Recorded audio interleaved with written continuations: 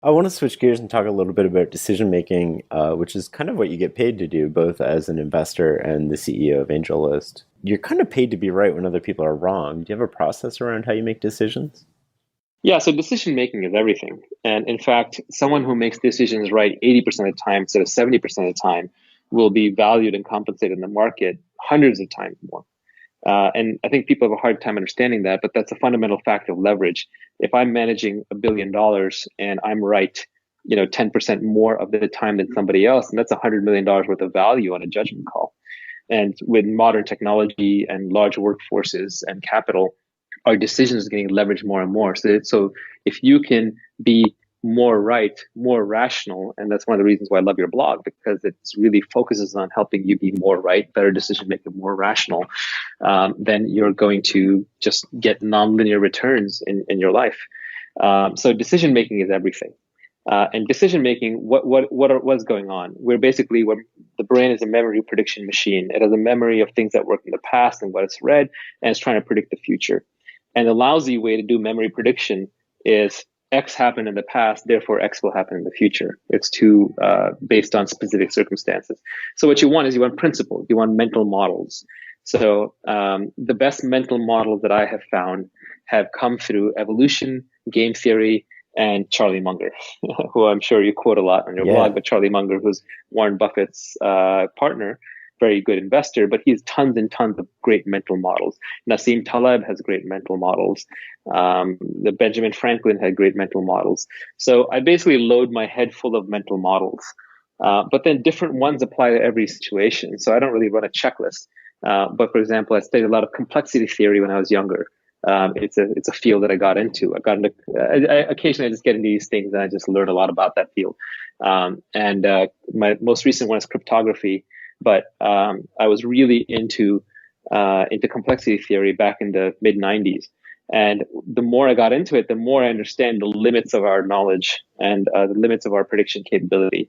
And that's been super helpful to me. So that has helped me come up with a system that operates in the face of ignorance. And I believe that fundamentally we are ignorant and very, very bad at predicting the future. So I don't look for, and I don't believe that I have the ability to say what is going to work. So rather, what I try to do is I try to eliminate what's not going to work. So I think being successful is just about not making mistakes. It's not about having correct judgments. It's about avoiding the incorrect judgments. So I have mental models around how do I determine if I can trust somebody?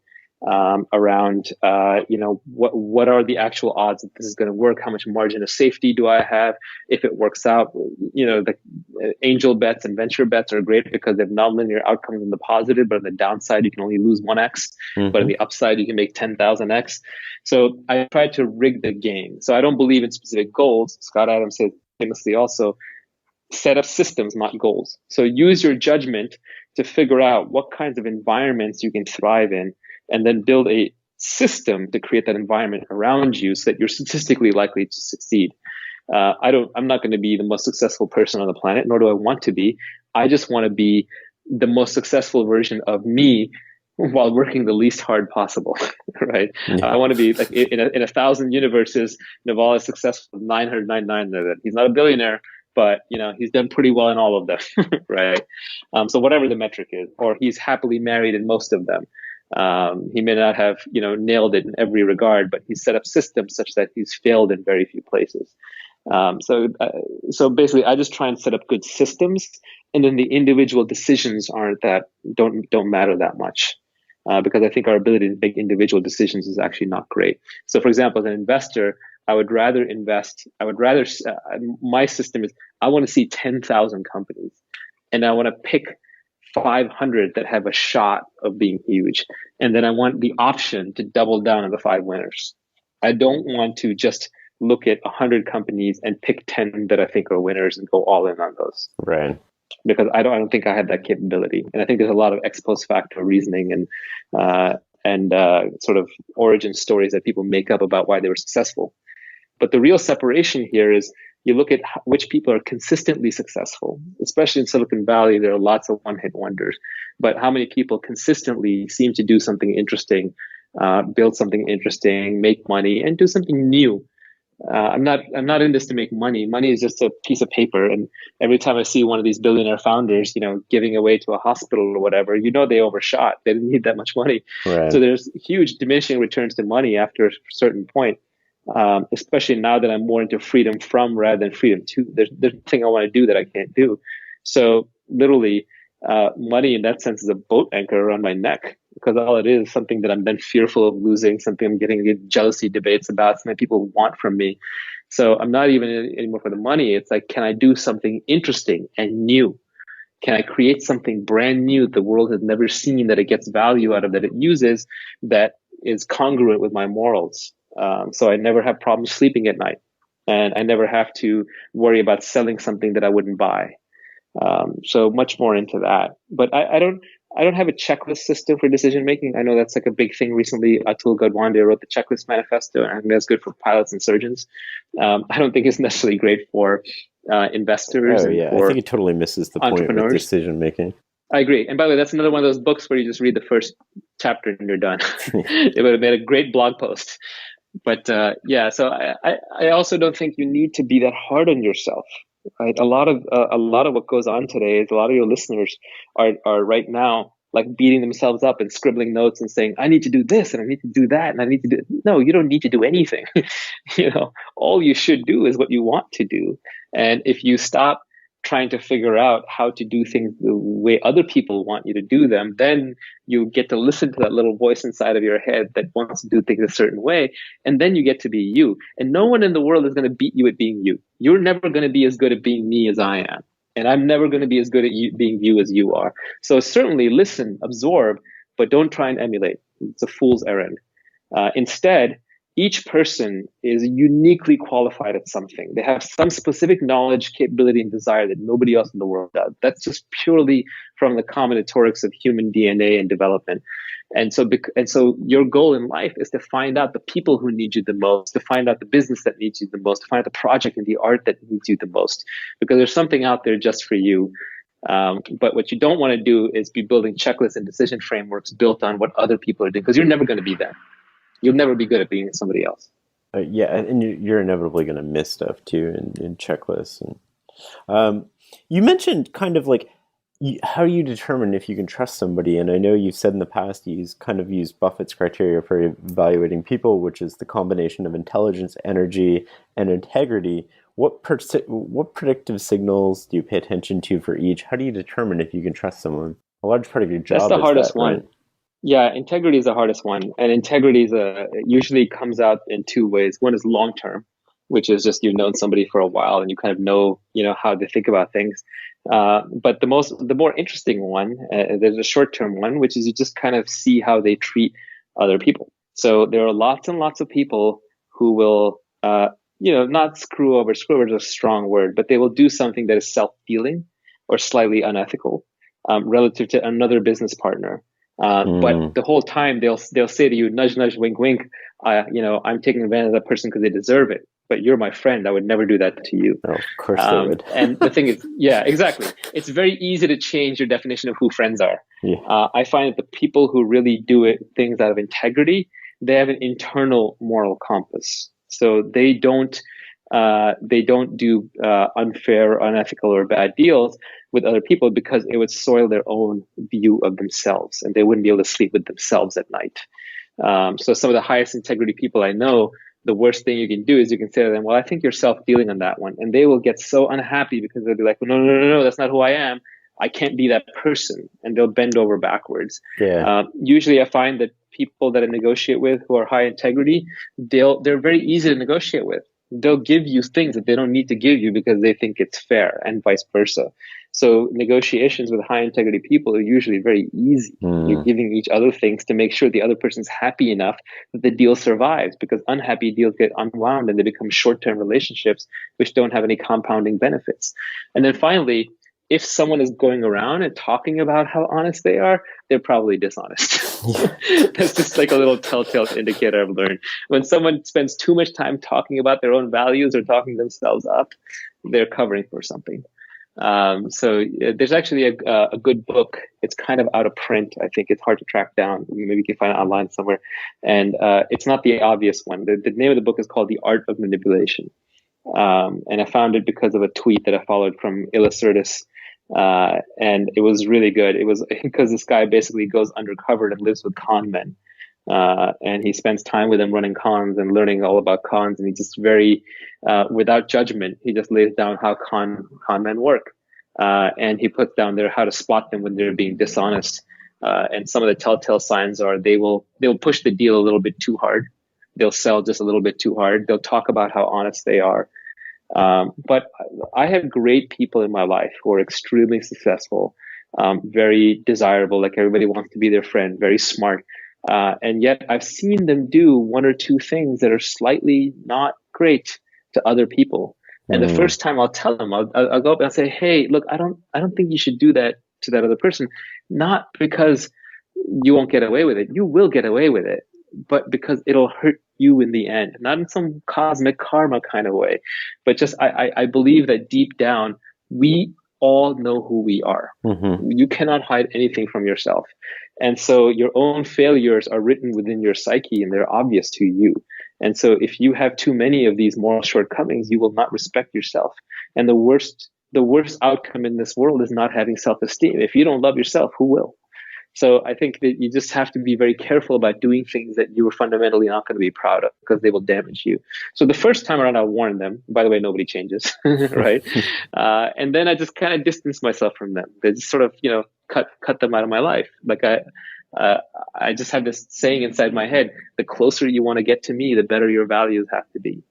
And like for example, when I met when I met my wife, it was a great test because I really wanted to be with her, and she wasn't so sure at the beginning. And so, and in the end, we ended up together because she saw my values. And I'm lucky I had developed them by that point, because if I hadn't, I wouldn't have gotten her. Not that I own her or anything. There's no attachment like that, but I wouldn't have deserved her. It's like, as Charlie Munger says, to find a worthy mate, be worthy of a worthy mate.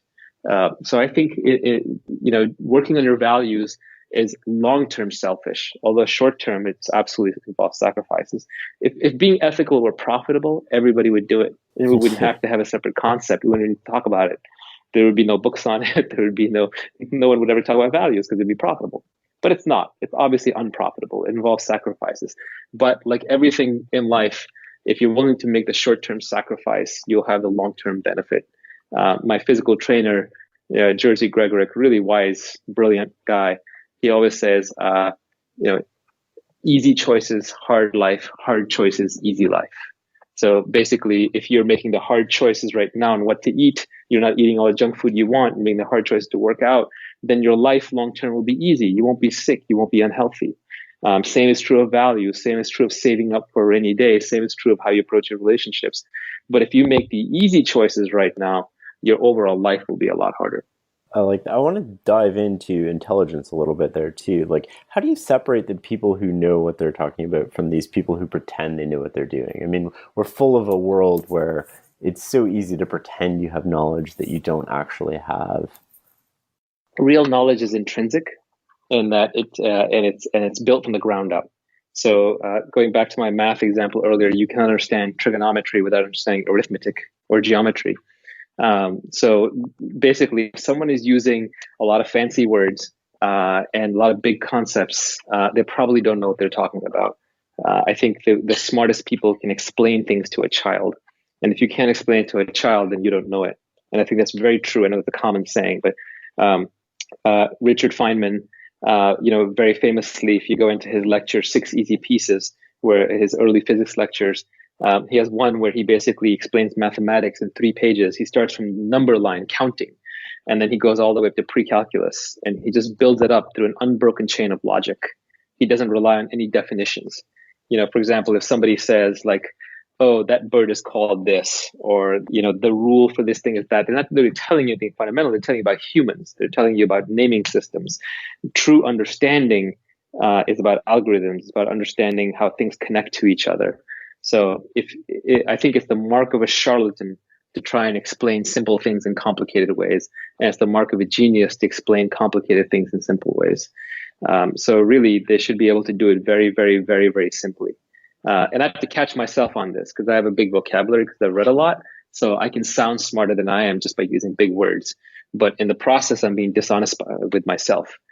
It's okay to use more precise words. English is a big language with a lot of words, and so that allows for a lot of precision. But if you're deliberately using words that your audience doesn't know, or if you even think you're using a word that your audience Mm-hmm. doesn't know and you don't catch yourself and correct that, then you're essentially being dishonest. You're just trying to show off. You're trying to pull one over their eyes.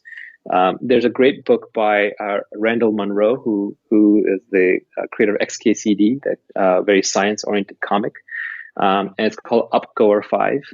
It's a reference to the Saturn V rocket that took the Apollo missions into space. And what he's doing in that book is he explains all these very complicated concepts, all the way from climate change to physical systems to submarines and so on. But he does it using only the 1,000 most common words in the English language. Yeah. So that's why he calls the Saturn V rocket Upgoer 5, because it's called a rocket. You can't define a rocket as a spaceship or a rocket. It's self-referential. He says upgoer. It's this thing that goes up, and kids get that right away. That's a thing explainer, right? The book, I think. Oh yeah, I'm sorry, you're right. The name of the book is Thing Explainer. Yeah, and Upcore 5 is one of the pages. There's another great book that I've called Thinking Physics. I open this one all the time, and I love on the back cover it has this great little pitch. It says the only book that's used in both grade school and graduate school, and it's true. It's all simple physics puzzles that can be explained to a 12-year-old child they can puzzle over, and can be explained to a 25-year-old grad student in physics, and they all kind of have fundamental insights in physics. They're all kind of tricky, but anyone can get to the answer through purely logical reasoning. I love reading the history of how scientists came up with their various breakthroughs. And if you have ever gone, like for example, relativity is a fascinating thing. It's a very advanced concept, but in a way it's very simple, because Einstein came up with it with what are called Gedanken, fancy word for thought experiments. This means thought experiments in German. So he was able to basically just do logical thought experiments in his mind until he came up with relativity, and then he formalized it with mathematics and with predictions that he made that were later unfalsified, that were basically shown to be true. So really brilliant physicists like that, they get there by pure reasoning. And pure logical reasoning. It's not like he had to go draw lots of complicated diagrams and so on. He just understood things at a very basic fundamental level.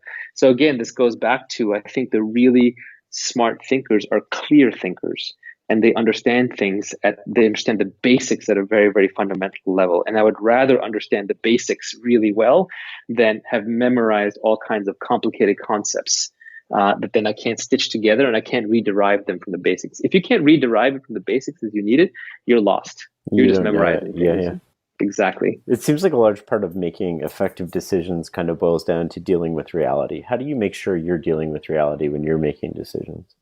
By not having a strong sense of self or judgments or mind presence. The monkey mind will always respond with this regurgitated emotional response to what it thinks the world should be, and that will cloud your reality. This happens a lot of times when people are mixing politics and business. Like, for example, in January this year, I wrote a little piece on the election. I kind of predicted that Trump or Bernie is going to win. One of those two characters is going to win. That's not what I wanted to have happen necessarily. I'm an elite. My life is pretty good, right? Yeah. I'm not looking for rabble rousers to change everything, but I wanted to see reality the way it was, as opposed to the way I wanted it to be. So I think the number one thing that clouds us from being able to see reality is just that we just have preconceived notions of the way it should be. There's one definition of a moment of suffering is that it's that moment when you see things exactly the way they are. So this whole time you've been convinced your business is doing great, and really you've ignored the signs that it's not doing that well. Then your business fails and you suffer. Well, it's just because you've been putting off reality. You've been hiding it from yourself. So the good news is that when you're suffering, when you're in pain, that's a moment of truth. That is a moment where you're forced to embrace reality actually the way it is. And then you can make meaningful change and progress, because you can only do that when you're starting with the truth. So I think the hard thing here is seeing the truth, and to see the truth, you have to get your ego out of the way, because your ego doesn't want to face the truth. So the smaller you can make your ego, the less conditioned you can make your reactions, the less desires you can have about the outcome you want, the easier it is to see the reality. The clear example of this is when we're going through difficult things like a breakup or a job loss or business failure or a health problem, and our friends are advising us, right? Well, when we're advising them, the answer is so obvious. It comes Right. to us in a minute. And we tell them exactly, oh, that girl, get over her. She wasn't good for you anyway. You'll be happier. Trust me, you'll find someone. You know what the correct answer is, but that person can't see it because they're in that moment of suffering and pain, and they're still wishing that reality was different. So the problem isn't reality. The problem is their desire colliding with reality. It's preventing them from seeing the truth, no matter how much you say it. So the same thing happens when I'm making decisions. The more of a desire that I have that it work out a certain way, the less likely I am to see the truth. So especially in business, if something isn't going well, I try to acknowledge that publicly, and I try to acknowledge it publicly in front of my co-founders and friends and coworkers, because that way then I'm not hiding it from anybody else. If I'm not hiding it from anybody else, then I'm not going to basically delude myself in what's actually going on.